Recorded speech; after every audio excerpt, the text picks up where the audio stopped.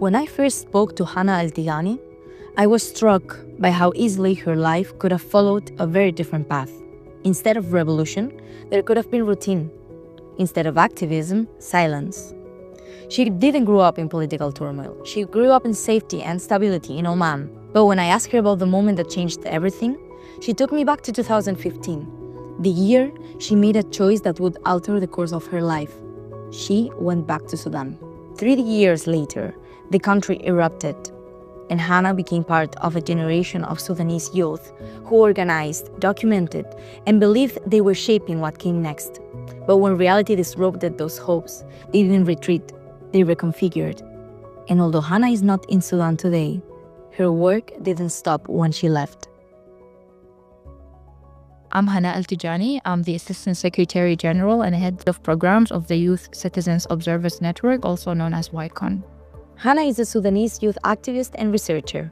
She works with YCON, a youth-led network that documents human rights violations and political realities directly from the ground in Sudan to advocate for peace and support civil oversight for a transparent government. I was born and raised outside Sudan. I grew up in a very, very stable environment where clashes with police, with political repression were not part of my daily life. Sudan was her home, but only in fragments.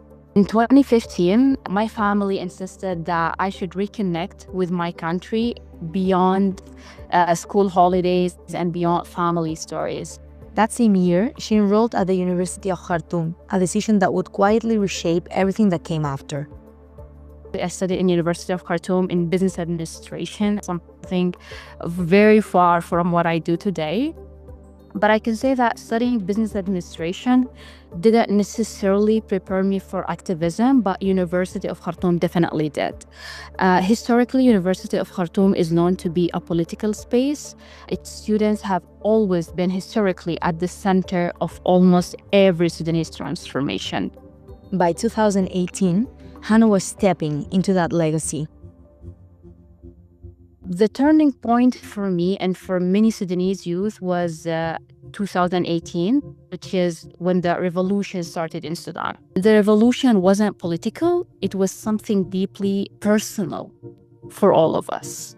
In December of that year, Sudan erupted in mass protest after decades of Omar al-Bashir's authoritarian rule. What began with anger over rising bread and fuel prices quickly turned into something much larger. Sudanese youth took to the street. The critical mass of the revolution was of youth. More than 50% of these masses were women. So the revolution happened in all over Sudan, in most of its states and localities. And it was a very important moment, politically speaking, because it was the time in which Sudanese youth moved from activism to organization. Young people didn't just demand change. They drafted charters, debated futures, and imagined a new Sudan built on 3 words: freedom, peace, and justice. When I asked Hanaa how the organizing actually worked on the ground, she told me about the resistance committees, youth-led neighborhood-based groups that became the backbone of the revolution. I was part of something called resistance committees. They were developing a model that centers the Sudanese lives in its center. At first, their focus was the revolution itself, organizing protests, sharing information, and protecting communities in moments of confrontation. After months of protests, Omar al-Bashir was finally removed from office in April 2019. What followed was a fragile transition, a power-sharing agreement between civilian leaders and the military, which was meant to guide towards democracy. I would say that during that transitional period, it was the first time for me that I became formally involved in Sudanese civil society. I joined a campaign called Protect the Right to Life. During that time, there was a higher level of violence across Sudan. It was rising. That campaign was working to combat political violence. The transitional government, although it was born out of the people's struggle and came with the demands of Sudanese people, failed to address that level of violence. That campaign genuinely really changed my life. I work with people I now call my godmothers and godfathers in activism. They taught me everything I know about Sudan's political dynamics, about the structural legacies of colonialism, about violence, about communities, about power. But most importantly, they taught me about grief and they taught me about love, to be honest. As price rose and state support disappeared, the resistance committee's role shifted. They didn't just organize protests anymore, they stepped in where the state failed, helping provide food, education, and essential services. They were developing a model that centers the Sudanese lives in its center, because during the transitional period, the coalition between the civilian and the military engaged in something called the austerity policies and subsidy cuts, which made the hardships for Sudanese people harder and harder. The transitional government struggled to maintain control. Tensions between military and civilian leaders persisted, and the fragile balance eventually collapsed. In 2021, the military seized power in a coup d'etat. By 2023, full-scale war erupted between the Sudanese armed forces, the country's official army, and the Rapid Support Forces, a powerful paramilitary group. The civilians were caught in the middle of the fight. It's somehow competition for power sharing.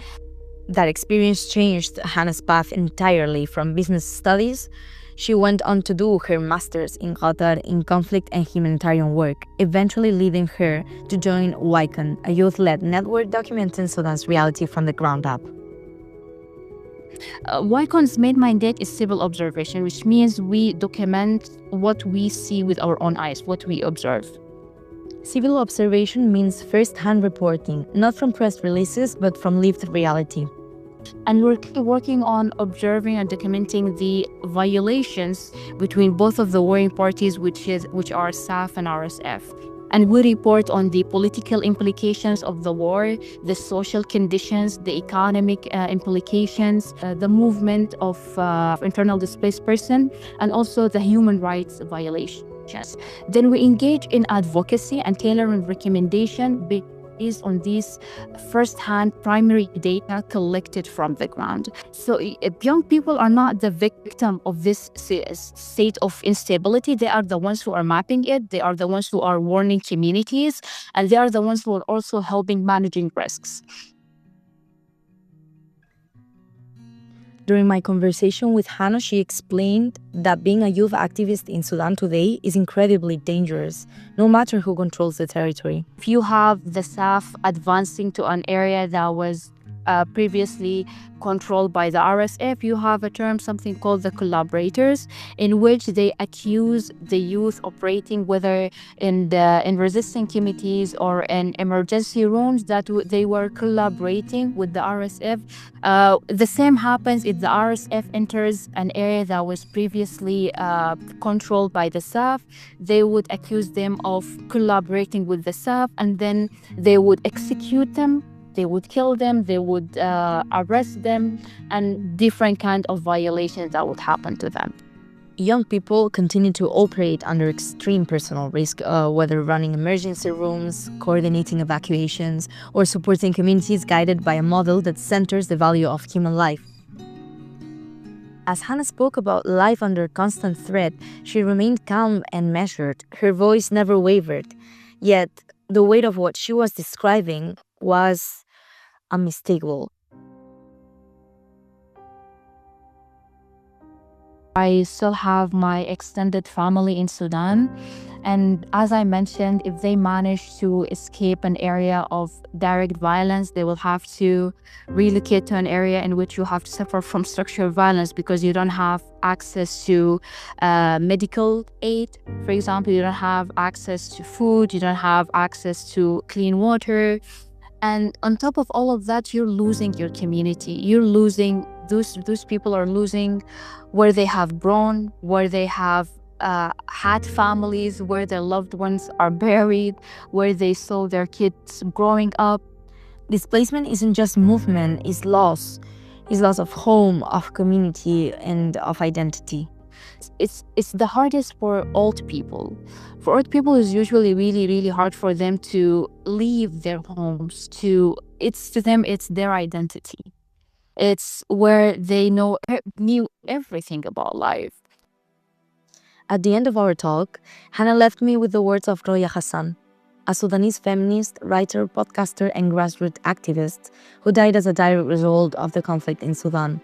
After limited access to medical care and a long, exhausting evacuation worsened her health. We didn't choose war, but our very existence has been shaped by wars, and still we simply want to live in peace. It's hard for me to stand in a position of guidance and say, choose life, because I'm not sure of this choice. But I can say this: let's try again and again. And this is the spirit of Sudanese youth. We are exhausted, we are heartbroken, but we're still trying and still choosing each other.